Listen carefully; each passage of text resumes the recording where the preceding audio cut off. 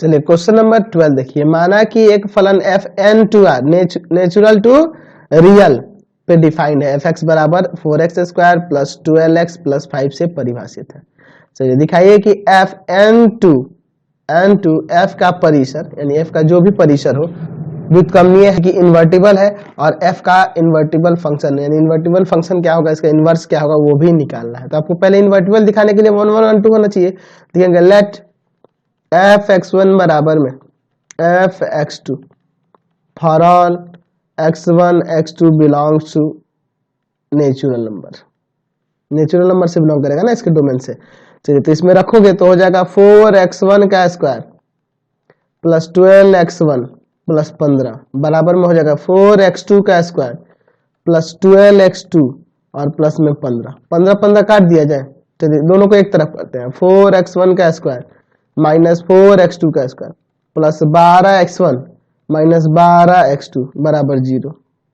यहाँ पे देखो तो 4 कॉमन हो सकता है ना, तो x1 का स्क्वायर माइनस में x2 का स्क्वायर, यहाँ पे देखो 12 कॉमन हो जाएगा x1 माइनस x2 बराबर में 0। देखो यहाँ स्क्वायर में है तो माइनस फॉर्मूला लग जाएगा, एक बार माइनस में दे देंगे x1 माइनस x2, एक बार x1 प्लस x2, ठीक है, और प्लस 12x1 माइनस x2 बराबर 0। x1 माइनस x2 कॉमन कर लो, x1 माइनस x2, 4 भी कॉमन हो सकता है, करने की कोई जरूरत नहीं है। बच जाएगा 4x1 प्लस x2 और प्लस में 12 बराबर में 0। इसको उधर भेज देते हैं 0 हो जाएगा, बच जाएगा आपका क्या x1 माइनस x2 ना, x1 माइनस x2 बराबर 0। तो यहाँ से क्या आ गया, x1 बराबर आ गया x2 के, therefore f is 1 1। Function f जो है आपका 1 1 हो गया इसके डोमेन n के लिए। चलिए अब इसका 1 2 के लिए चेक करते हैं, तो लेट y बराबर एफ एक्स, अनटू के लिए चेक करना, तो y बराबर कितना दिया जी 4x स्क्वायर, ठीक है, प्लस का 12x और क्या दिया है जी 4x स्क्वायर प्लस का 12x प्लस का 15 क्लियर है। अब देखो इसको थोड़ा सेट करना होगा, कैसे सेट करेंगे थोड़ा समझिए।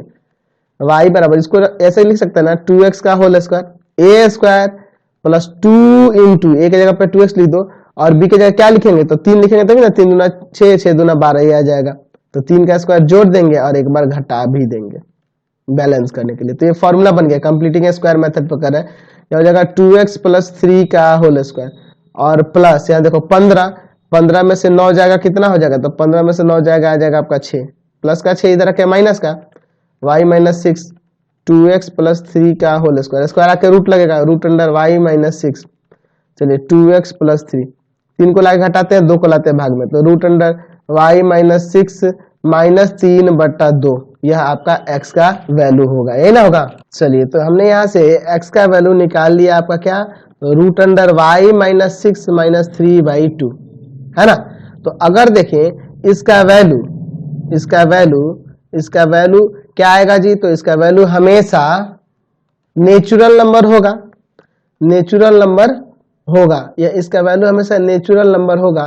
कब, जब y बिलोंग करेगा f के परिसर से, तो ये तो बिल्कुल सही बात है कि f के रेंज से अगर y बिलोंग कर रहा है तो जाहिर सी बात है इसका वैल्यू नेचुरल नंबर ही होगा, क्योंकि फंक्शन f जो डिफाइन है वह नेचुरल टू r पर डिफाइन है, नेचुरल टू r पर, और r इसका कोड डोमेन है।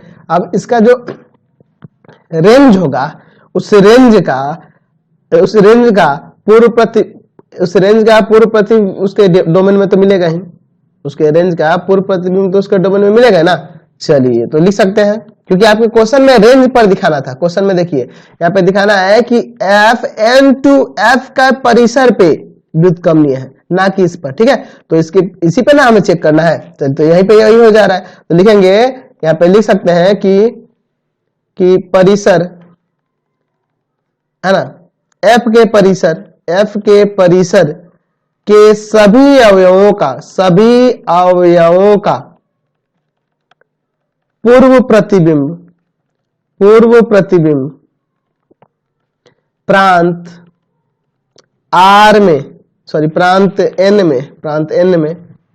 n में मौजूद है therefore f is unto, function f भी क्या हो जाएगा आपका अनटू भी हो जाएगा। हैंस जब 1 1 अनटू हो गया, हैंस f इज इनवर्टिबल, यह इनवर्टिबल फंक्शन हो जाएगा। जब इनवर्टिबल फंक्शन हो गया तो अगर आपसे इसका इनवर्स पूछा जाए तो f इनवर्स कैसे डिफाइन होगा, तो यहाँ पे हम लोग लिखेंगे f का परिसर 2, क्योंकि आप f का परिसर निकाले नहीं इसलिए ऐसे लिख देते हैं, f के परिसर 2 natural number n f inverse of x low y लो जो भी लेना है, चलिए x लिए तो यहाँ पे x चेंज कर देंगे, रूट अंडर हो जाएगा x माइनस 6 माइनस 3/2। चलिए तो ये आपका f इनवर्स निकल गया।